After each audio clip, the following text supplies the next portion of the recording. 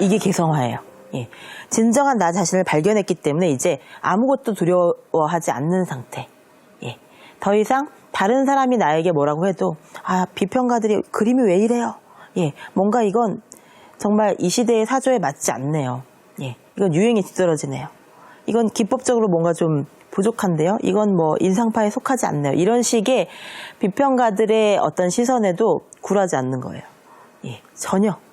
그래서 그는 여기서 자신을 발견했다는 것은 여기서 완전히 충만한, 완전히 나 자신인 그 세계를 찾았기 때문에 더 이상 떠날 필요가 없는 거죠. 여기가 바로 내가 살 곳이야 라는 생각이 들 때까지 끊임없이 여행을 하는 거예요. 그래서 그게 안 되면 내가 고향을 창조하기라도 해야겠다고 생각을 하는데, 이 스트릭랜드가 바로 런던에서 파리로 그리고 타히티로 이동을 하면서 끊임없이 그런 노스텔지아를 찾았던 거예요. 노스텔지아라는 말의 어원은 그 집을 향한 그리움 때문에 마음이 아프다는 뜻이거든요. 예. 집으로 돌아가지 못해서 마음이 너무 아프다는 뜻이에요. 그러니까 집으로 돌아가지 못하는 사람들이 집이 아닌 곳에서는 끊임없이 고통을 겪는다는 뜻인데, 스트릭랜드는 런던이 집 같지 않았던 거죠. 예. 런던은 이 물리적인 집은 있지만 아내도 있고 아이들도 있고 물리적으로 자기는 가정을 이룬 곳이지만 거기가 낯설게 느껴졌던 거예요. 내가 속한 곳이 아닌 것처럼 느껴졌던 거죠. 그래서 소외감을 느꼈던 거예요. 나는 이곳이 내가 어울리는 곳이 아니라고 생각을 했고, 자기가 한 가정을 이끌면서도 나는 이방인이네 이렇게 생각을 했던 거죠. 그런데 이 스트릭랜드는 타히티 섬에 와서 전혀 모르는 새로운 여성을 사귀면서 그 여성과 살림까지 차리고 그렇게 하면서 처음으로 행복함을 느껴요. 예. 처음으로 여기가 내가 있을 곳인가 보다. 이런 완전한 이상향을 느끼게 되죠. 이게 타히티 섬이 그냥 타히티라는 일정한 공간이 아니라 일종의 노스텔지아를 상징하는 공간으로, 우리가 영원히 돌아가고 싶은 어떤 곳이 있는데 그곳이 어딘지 모르겠다고 생각을 하는데 스트릭랜드는 찾았던 거죠. 그곳에서 그는 걷는 모든 곳, 숨쉬는 모든 공기, 만질 수 있는 모든 것이 창작의 영감을 제공하는 듯한 환상적인 체험을 해요. 그래서 모든 것이 모델이고 모든 것이 배경이고 자기가 붓을 대는 모든 작품들이 걸작이 되는 거예요. 예. 그러니까 굉장히 이상적으로 그리긴 해요. 예. 이 사람은 화가가 아니고, 서머셋 모험은 화가가 아니고, 그리고 어떤 이상적인 열정을 그린 것이지 실제 인물을 그대로 그린 것이 아니기 때문에 이 타히티 섬을 너무 유토피아처럼 그린 이런 단점은 있어요. 예. 하지만 그가 말하고자 하는 것이 무엇인지는 우리가 알 수 있죠. 그러니까 진정한 자신을 찾았을 때는 이토록 행복할 수 있다는 거죠. 진정한 자신을 찾았을 때는 타히티 섬? 그게 어디야? 어떻게 가는 거야? 사람들이 아무리 이상하게 생각해도 자신은 이상하지 않은 거예요. 너무나 완벽하게 행복하기 때문에. 사랑 따위는 절대로 하지 않았을 것 같은 이 사람이 처음으로 사랑 때문에 구원을 받게 되는 거죠. 예. 타히티에서 만난 그 여인 때문에 자신의 사랑을 다 퍼주고도 질식사하지 않을 수 있는 이 강인한 한 사람을 만나는 거예요. 그녀는 원주민 처녀 아타라는 사람인데, 아타는 스트릭랜드의 아내가 되어 평생 그의 곁에 있고자 해요. 근데 스트릭랜드는 그런 뜻이 아니었거든요. 그냥 잠시 자신을 보살펴주기를 바랐던 거예요. 그리고 잠시 자신의 파트너가 되어주기를 바랐던 거죠. 그러니까 이번에도 여성을 이용하려고 했어요. 예. 스트릭랜드의 이기심이 보이는 대목이죠. 그런데 이 여성은 어떻게 대하냐면, 당신은 절대로 나를 떠날 수 없다 라는 것을 온몸으로 보여줘요. 끊임없이 나 없이는 당신은 살 수 없다는 것을 증명해 보여요. 예. 너무나 큰 사랑으로, 예. 감당할 수 없는 사랑을 막 쏟아부음으로써 스트릭랜드가 이제 어떡하지? 난 떠날 수가 없네. 이렇게 사랑으로 완전히 결박당해 버리는 거죠. 스트릭랜드가 나중에 이제 나병에 걸리게 되는데, 그 당시에는 치료가 힘들었죠. 게다가 타히티 섬이니까 더더욱 힘들었겠죠. 나병에 걸려 홀로 산으로 잠적하려고 해요. 이제 나는 죽겠구나. 그냥 산으로 혼자 들어가서 죽어야 되겠다 라고 생각을 한 거죠. 절망을 한 거죠. 그런데도 안 떠나요. 예. 그러니까 아내의 사랑보다, 그리고 그 전에 블란치의 사랑보다 이 여인의 사랑이 더 큰 거죠. 예. 그 여인들도 물론 스트릭랜드를 많이 사랑했어요. 그런데 어떤 한계가 있었거든요. 아내는 당신이 집으로 돌아오면 계속 사랑해줄게. 이거였어요. 그리고 블란치는 당신이 나를 사랑해주면 나도 포기하지 않을게. 당신이 나를 사랑해줘야 이거는 성립되는 사랑인 거예요.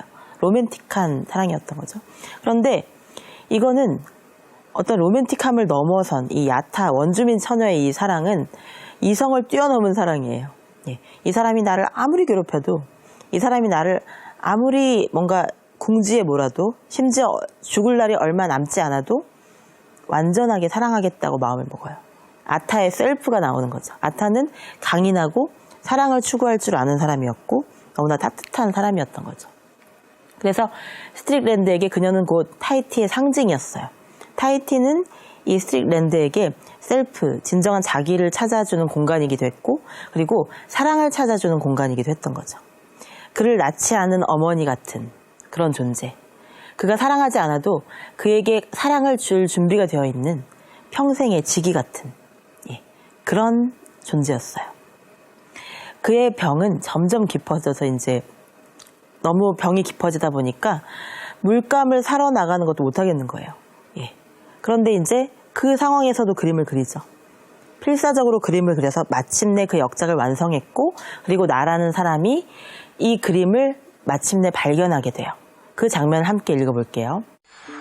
이 그림들엔 이상하게도 그를 감동시키는 무엇이 있었다. 방바닥에서 천장에 이르기까지 사방의 벽이 기이하고 정교하게 구성된 그림들로 가득 채워져 있었다. 뭐라 형용할 수 없이 기이하고 신비로웠다. 그는 숨이 막혔다. 이해할 수도 분석할 수도 없는 감정이 그를 가득 채웠다. 창세의 순간을 목격할 때 느낄 법한 기쁨과 외경을 느꼈다고 할까? 이미 인간 세상의 경지를 뛰어넘었다는 뜻이죠. 그리고 고갱의 후기 작품에서 보는 그런 관능에 대한 완벽한 이해, 야생의 삶에 대한 완벽한 이해를 표현한 것이기도 해요. 그리고 어떤 이상적인 그림, 정말 내가 꿈에서 본 것 같은데 실제로는 못 본 것 같은 그런 그림을 발견한 거죠, 이 사람이. 그래서 이 사람은 드디어 해냈구나. 우리를 그렇게 걱정시키고 우리에게 그렇게 상처를 줬던 스트릭랜드가 인간으로서는 참 나쁜 사람이었는데 예술가로서는 성공한 거죠. 그리고 인간으로서 나빴던, 인간으로서 타인에게 너무나 상처를 줬던 그 사람이 아타의 사랑을 통해서, 원주민 처녀의 그 무한한 사랑을 통해서 마침내 용서받고 구원을 받는 과정이기도 해요. 찰스가 원래 갖고 있던 재능, 찰스가 원래 갖고 있던 셀프라는 것과, 그리고 타히티의 자연이 만나서, 그리고 타히티의 그 아름다운 사람들이 만나서 전혀 문명의 이기와는 상관없고 그런 현대인의 편리한 삶과는 상관없지만 너무나도 행복하게 살고 있는 그 사람들이 보여주는 이 관능적이고 열정적인 삶이 만난 거예요. 내가 쓰고 싶은 어떤 정서와 그리고 표현되는 이 대상이 맞아야 되거든요. 그런데 드디어 타히티에서 찾은 거죠. 찰스는 그곳에서 자신의 주체적인, 자신의 개성과 가장 잘 어울리는 자신의 셀프를 찾아주는 그런 장면을 찾은 거예요. 무섭고도 관능적이고 열정적인 것. 그러면서 또한 공포스러운 어떤 것. 그를 두렵게 만드는 어떤 것이 거기에 있었다. 그것은 감추어진 자연의 심연을 파헤치고 들어가 아름답고도 무서운 비밀을 보고만 사람의 작품이었다. 그것은 사람에게는 허락되지 않은 신성한 것을 알아버린 이의 작품이었다.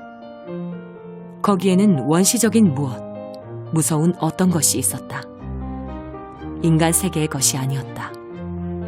악마의 마법이 어렴풋이 연상되었다. 그것은 아름답고도 음란했다. 그러니까 극단적인 게 공존하는 거예요. 어떻게 보면 굉장히 아름답고 어떻게 보면 굉장히 음란하기도 하다는 거죠.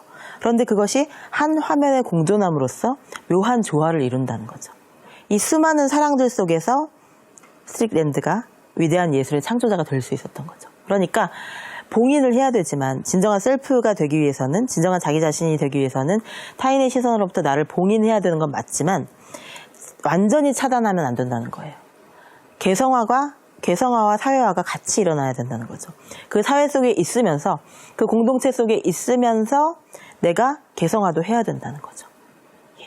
그런데 찰스는 굉장히 이기적인 방식으로 했던 거죠. 이 사람을 사랑하는, 이 사람의 재능을 사랑하는 수많은 사람들의 도움으로 그렇게 할 수 있었던 거죠. 그리고 스트릭랜드가 마지막에 죽기는 하지만 그 죽음은 비극적이지만은 않아요. 왜냐하면 진정한 개성화에 성공을 했거든요. 자기 자신이 완전히 되지 못한 채 그냥 에고와 셀프의 중간에서 생을 마감하는 사람들이 훨씬 많아요. 예. 진정으로 내가 원하는 것이 무엇인지도 모르는 채 그냥 직업을 위해서, 가정을 위해서 헌신하는 사람들이 훨씬 많아요. 그리고 내가 뭔가 진짜 하고 싶은 것을 하면 과연 재능을 인정받을 수 있을까? 그것 때문에 용기가 없어서 못하는 사람들도 많죠. 예. 그런데 자기는 이 스트릭랜드는 완전히 자신이 원하는 것을 향해서 달려가고 그것이 완벽하게 경지에 이른 다음에 개성화에 다 성공을 한 다음에 죽음을 맞는 거기 때문에 그냥 비극적인 최후라고 하기에는 굉장히 행복한 죽음일 수도 있어요. 예. 그러니까 이 모든 것이 단지 밥벌이를 위한 것이 아니라는 것. 내가 정말로 원하는 삶을 향해서 달려갈 수만 있다면, 물론 스트릭랜드처럼 극단적이면 안 되겠지만 이 스트릭랜드를 통해서 보여주는 것은 인간이 완전히 자기 자신이 될 수 있다는 믿음. 예. 어떤 고난에도 굴하지 않고 나병에 걸렸음에도 불구하고 그리고 이제 내 삶은 끝났구나라고 생각하는 순간에 그 클라이막스가 찾아오는 거거든요. 그러니까 끝까지 포기하지 않았기 때문에 개성화의 길로 다다를 수 있었던 거죠.